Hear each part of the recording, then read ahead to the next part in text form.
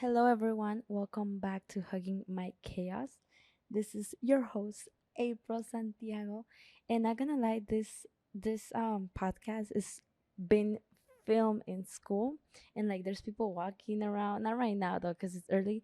But not gonna lie, I'm kind of scared. I'm kind of like it's out of my comfort zone, but it's all right. Or it's all right. It's part of the journey. New experience makes my heart pump right now. Like my heart is pumping, but you know what? It's okay. The message has to be delivered still. And what I want to talk today, I want to talk about the patterns that I've been able to identify in the lives of my friends and in the lives of people that have changed their life, that have transformed their life for the better.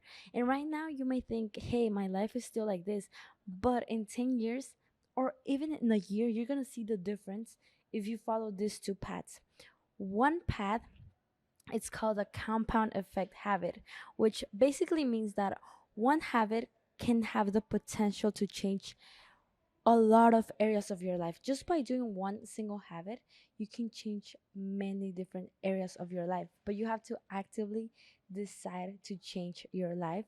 That's how it happens. But changing one habit can transform different areas of your life. Path number two is when you are being hit by a tragic event that rapidly breaks down a pattern, that breaks down a habit, that breaks down a lifestyle, which causes you to put yourself out there, which causes you to forces you to change your life because of the pain that you feel in that moment. All you want to do is run away. All you want to do is heal yourself fast because you don't longer want to feel that pain. So that's the path number two that a lot of people, a lot of my friends have taken, and they have transformed their lives quickly because they've been able to just they want to get rid of the pain and they just want to heal fast and they go all in. The path number one takes it's slower, but it's more, in my opinion, it's better. I'll tell you more about it. Let's start with path number one. Path number one, compound effect habit. Compound effect habit. To begin this path, you need to have character. You need to have decision to begin this path.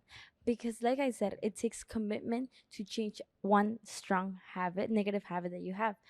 By compound effect, I mean that, just to make it more clear, let me try to think of an example.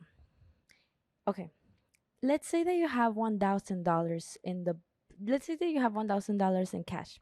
You have two options. Either you just put it in a drawer and in a year you come back and you're still gonna have $1,000, or you deposit it in the bank, and once you deposit in the bank, you get a 1% compound interest per year.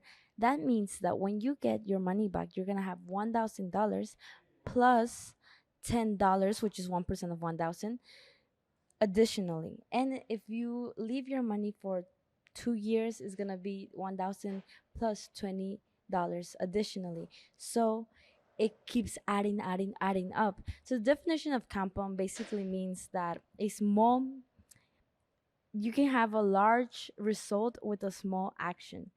Or this relates to habits because you can have a large, immense life change with just one small habit every single day, showing up every single day.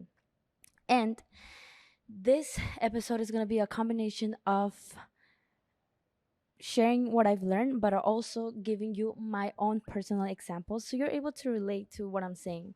But I had three compound habits that have made me the person that I am today. And I'm not going to say that I'm the best person that I've achieved uh, enlightenment or whatever, but I am pretty proud of the person that I am. I'm pretty proud of the person I'm becoming. But it took me just three habits that they were meaningless at first. They were meaningless, but it changed my perspective of how I see life. So habit number one. With habit number one, let's start. The first thing that I did was get rid of all my friends. I didn't do it on purpose. It was just because of quarantine. I got hit by quarantine. Everyone, you know how it was. So quarantine happened, And I was forced to, well, I wasn't forced, I was bored of social media, so I was like, you know what, I'm delete social media. I don't want it. I told my friends, don't text me, don't do anything, because I'm just gonna be, I'm not gonna be on my phone. I'm not gonna be on my phone. Okay.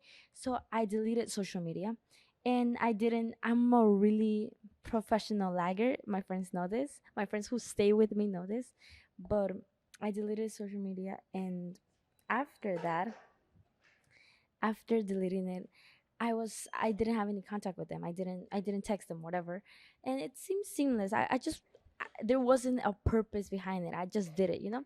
The second habit that I did was that, okay, okay, so after that I was able to meet my internal thoughts. I was able to be with myself. I was not touched by the influence of others. I was just being able to be me, like know myself.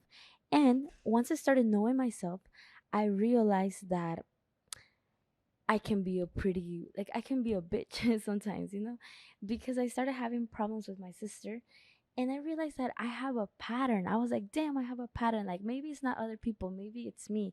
So that's how I started like identifying my own negative pattern. And that's when things change. When you become aware that you are the problem and you have the solution, you have so much power. And that's what happened to me. I became aware that I had a certain trait that made me unhappy, but I used to blame other people, right? But when I didn't have any people around me, I became aware that, hey, like, this is not others. This is my fault. This is why I feel miserable. This is why I had a lot of anxiety. I had a lot of, like, it was, I will be the type of girl who will always pretend to be happy, but inside she was not having it. So that's what happened. Right now it's different. Like, not, right now, if you actually see my content, like, when I'm happy I tell it, when I'm not happy I say it. So just, you know, just because I don't want to fake it anymore. But yeah, I had a lot of, I was emotionally, I was not in the best place. I was not in the best place, and no one knew about it. But with my sister, I was able to be aware that I was a problem, and therefore if I was a problem I could solve it. So how did I do this? Habit number two, which compound effect, little small habit that I did. Habit number two was I started reading. I was like, hey, maybe this is I identify my problem, which, just to make it clear in this episode, just so you know what I my process of like self improvement.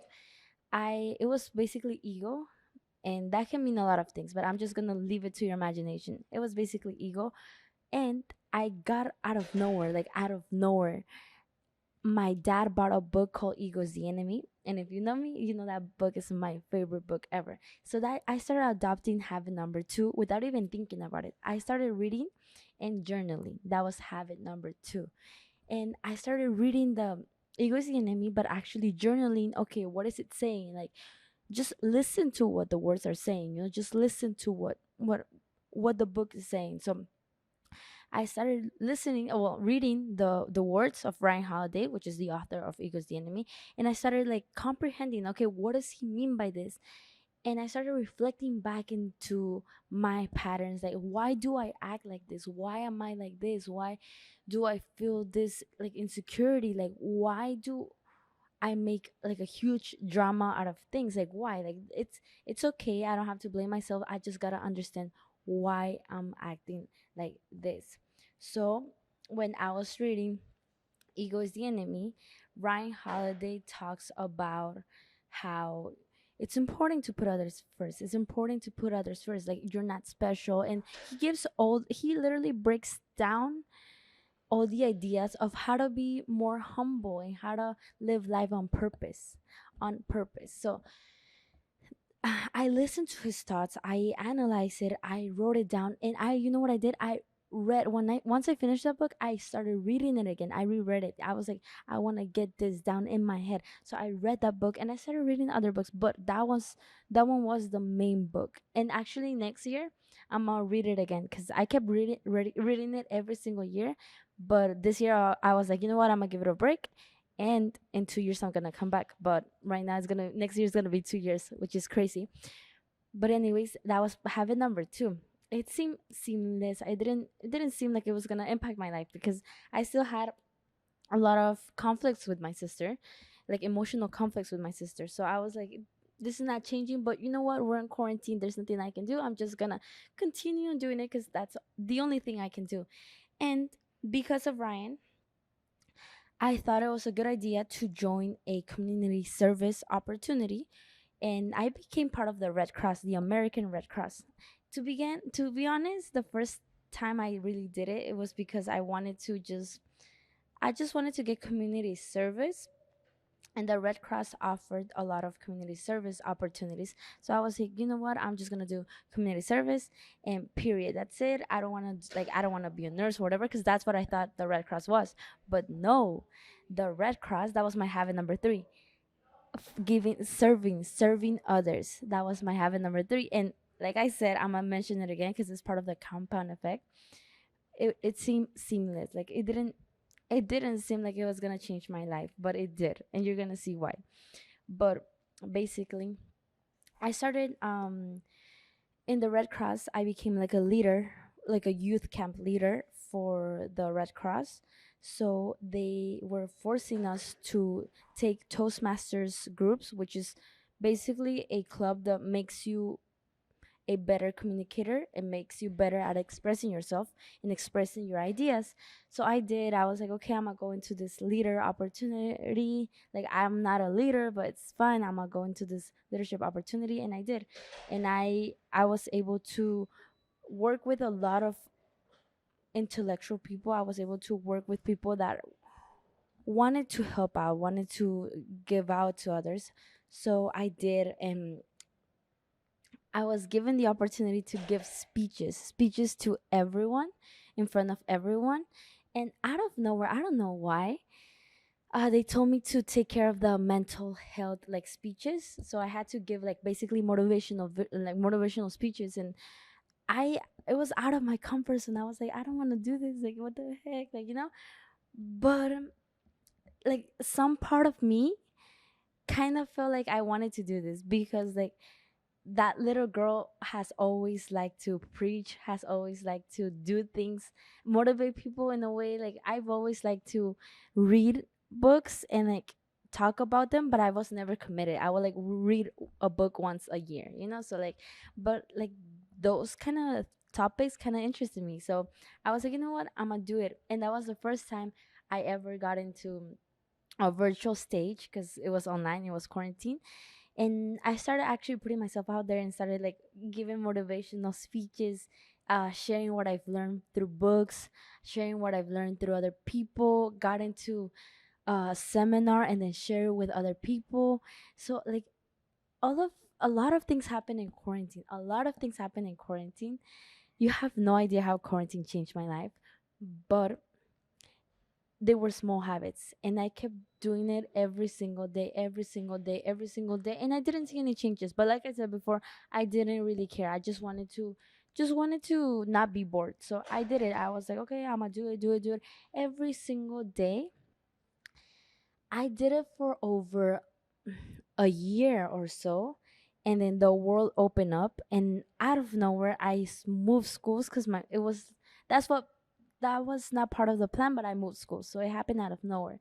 So I had the chance, the opportunity to just start again, create my own identity, my new identity, and I did. And slowly I started to believe my own identity, and I started to create those habits. If we fast forward right now, the compound effect has given me results. Those three habits are really prominent in my life. They're really important in my life because right now journaling and writing has been a top habit that I have in my life. Like, that it's something it has become my identity, you know? Also, that the friendships, I've been more selective with my friends, and that has transformed my life. Like, you have no idea. Like, right now, if you see my friendships, they are completely different, and the people who stay with me are the ones that I'm happy that they stay with me because they have so much potential. They care about they care about me, who I am. Like, they care about my message. I care about them. Like, there's a strong, genuine love. So and the service has become part of my, I wouldn't say my identity because it's still like developing, but it has given me life. It has given me a purpose. Service has given me a purpose. And what I'm trying to say with all of this, I'm sharing my story, I'm sharing my habits, because first of all, I want you to understand where I'm coming from and how like I was able to build the strong habits. And also I wanted to share the patterns that I found. That compound effect habit is so true. How can you apply this in your life? You can literally focus on, like, let's get my example and you can emulate it, you can recreate it and see if it works out. If it doesn't, text me and I don't know, I'm gonna try something else. Like, I'm still 19, I'm still trying different things, but for right now this makes so much sense. Take a habit. First of all, you got to be able to be with yourself. Surround yourself with yourself, with your thoughts. Listen to yourself. Know who you are. Know your weaknesses and know your strengths. That's step number one. Step number two, once you've identified a negative, powerful habit, work on that. And how do you do this? How do you do this? There's always a book, which is habit number three, the step number three. There's always a book about a problem that you're facing, about a negative habit that you have. There's always a book about it. I will always give credit to books, always. So once you find the negative pattern that you have and you want to work on it, pick a book about it, read about it, journal about it, and figure out why you are the way you are, why you're acting the way you are acting. Understand it and work on that every single day, for 5 minutes, for 10 minutes, every single day. And after a year, after showing up for yourself every single day, trust me, after a year, you're gonna be someone different. And that habit is not only gonna impact just a small that small area of your life. It's gonna impact different areas of your life, your relationships, your how you feel within yourself, how you present yourself, even your finances, your school, like everything. The compound effect habit, actively deciding to change one small thing and showing up every single day, has the power of transforming your life. And this one's pretty cool because you can actually choose to start today. You can actually choose to start today. However, on the other hand, if you want to party, if you want to have fun, if you don't care about self improvement, if you want to waste your time, I don't know, watching social media, if you want to do that, it's okay. Don't worry, do it. Follow what feels fun. Follow that path. But let me tell you something. Life will always, without a doubt, always come back and kick you, me, and everyone in the face. Everyone in the face. You can party all you want, but life one day is gonna come back and kick you and me in the face. And you will have two choices. You'll be forced to make two choices. Either you stay down and you complain and you become the perfect victim, or you rise up and you rise up stronger. And this is path number two. Experiences make you stronger. A traumatic event makes you stronger. And the good thing about this path is that, first of all, I don't feel like people can actually choose to take this path. Life only like kind of gives it to you. But the good thing about this path is that you change quickly. Compound effect habit takes time, takes years. The tragic event also takes time, but I feel like you're in a really low state that all you want to do is get out. All you want to do is try to feel whole again, try to feel alive again. When something tragic happens, you usually feel low, you usually feel lost. And as a human, we don't want to feel like that. So we're trying to find something that gets us out of that place. But if we're able to control our impulses and not get instant gratification, which sometimes people do, which is through alcohol, distractions, or something that like distracts them and takes that pain away. If we're able to just hold on tight just for a few minutes and choose a different path, we're gonna be able to make a huge, like, exponential impact, just because we have that hunger to feel better again. And that hunger is powerful. It's powerful. So welcome to path number two, or pattern number two, the tragic event. And we've all been there. I'm gonna share my experience as well, but let me tell you more about path number two, the patterns that I've seen in my friends. This path number two is a tragic event, and this could be some examples of this could be a heartbreak, really like common, but like a heartbreak hurts, right? A heartbreak that you just want to feel whole again. You don't care about anything. You just want to feel whole again. Another experience that I've seen in my friends is that they lose someone. They actually lose someone in their life. I know my friend lost her brother, and she took the time to actually choose her path and choose, I wouldn't say the better path, but a path that's more healthy for her. And right now, like if you talk to her, she has so much peace. She has so much peace. She has so much love to give. She's a completely different person than how I met her. But she told me that she learned from that experience. Like it was, that experience hurt her a lot, that she was forced to make the decision to focus on herself because that was the only choice that felt right for her. And right now I feel like she's seeing the benefits of that choice. But yeah, those experiences, another experience, you lose a house, that's for people who are older, right? But like you lose a house, or something happens to your mom, something happens to your family, an event, negative event happens to you, that makes you aware of, that forces you to take a path, to choose a path, two directions. And let me tell you my story, just because I told you that I was going to tell you my story. I also had the opportunity to experience this growing up. I was able to experience a really tragic event, a really tragic event that made me grateful for life. Like, even though I've had my negative patterns, I've always, always been not grateful, because I've like, there were times I've been pretty miserable, but I've always been aware that we are alive. And I don't take that seriously. I don't take that lightly. I take that really seriously. Like, I'm like, we are alive. Like, dude, this is a huge opportunity. Why? Let me tell you the reason why April always loves to love life, always likes to live life. And April has always been scared of death because of this experience. um Growing up, when I was 4 years old, my sister, my dad, and I, we had a car crash accident. We went under a trailer, a huge trailer, and I don't know how the paramedics got us out of that trailer. Like, underneath, we were underneath that trailer. Not underneath, because we could have, like, we didn't crash, but like we got underneath that trailer, and the paramedics came to us and they got us out. However, my sister still has, like, she has a lot of traumatic experience from that.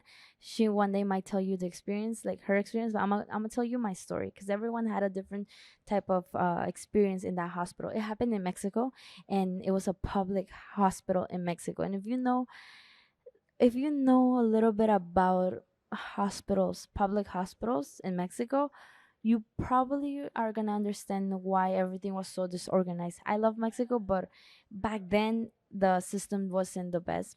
And my sister and I, how can I say this? Oh, I was put into an emergency room because I was only 4 years old, and having like the car crash could literally kill me. I was in a life of or death situation. And that's what my mom told me. I was in a life or death situation. Like, I could have died in any instant. So I was put in a room with where people could have died. People could have died in any second. That's not that traumatic experience, because before I didn't understand what death was. I was just alive. I was like 4 or 5 years old. I didn't really care. What really like kind of traumatized me was seeing the other patients around me.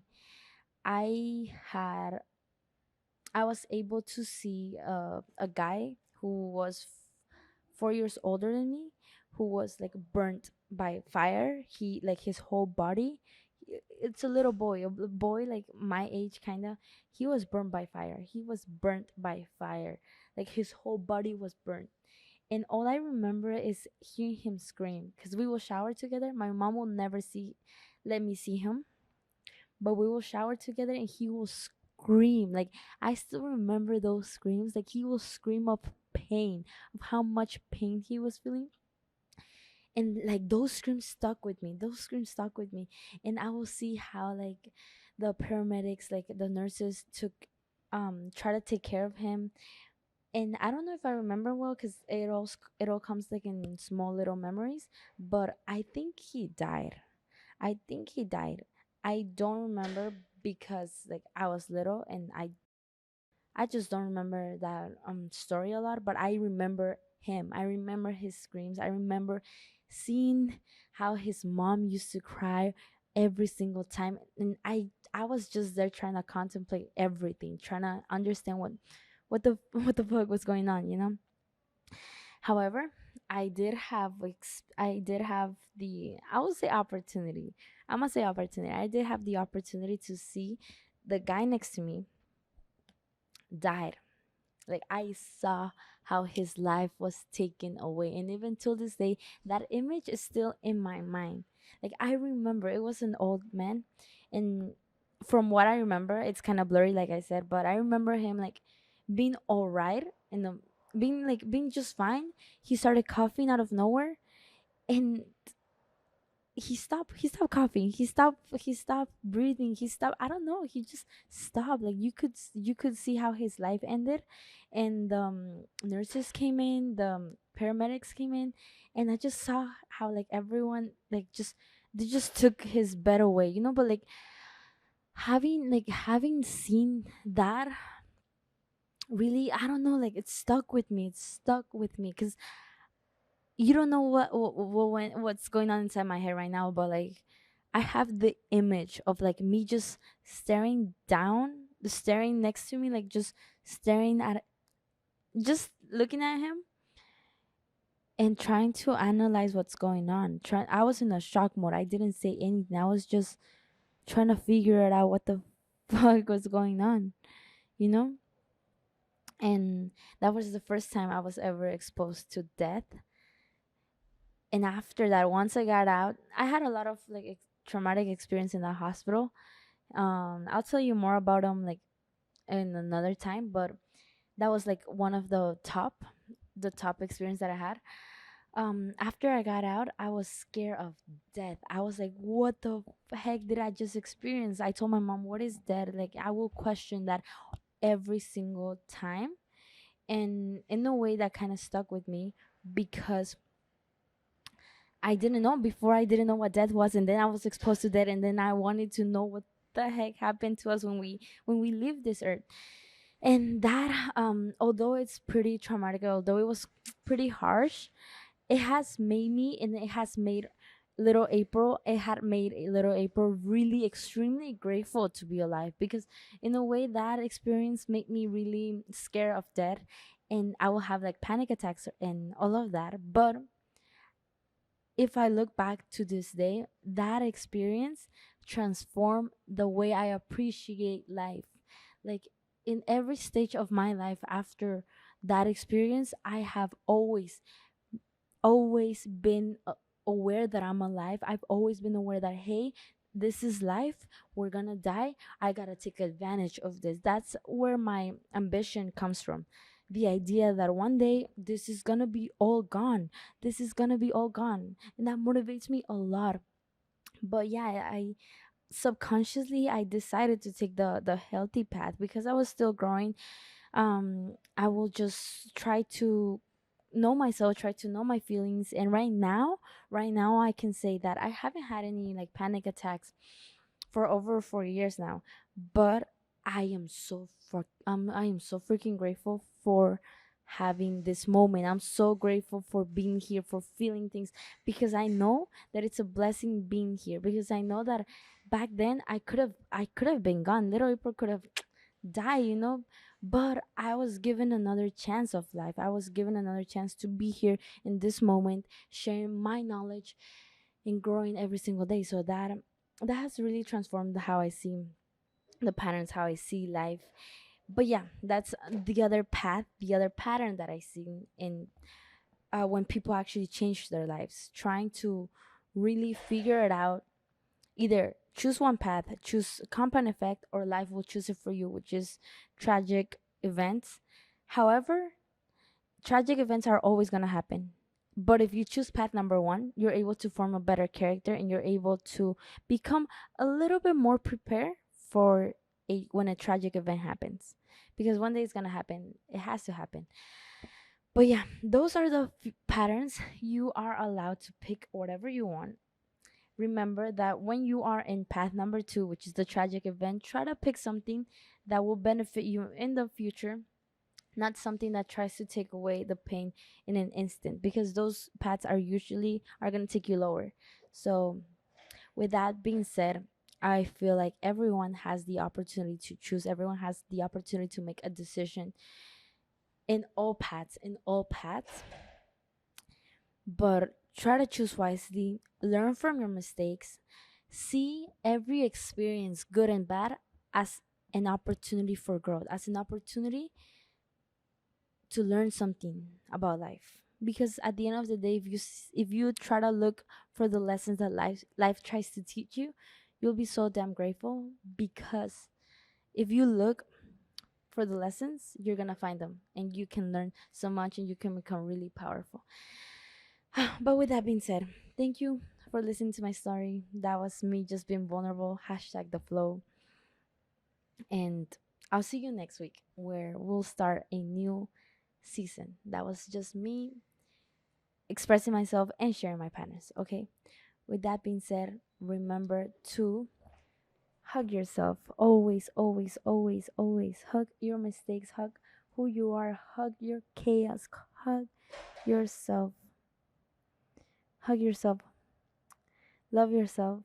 And I wish you all the best this week. Take care. Bye bye.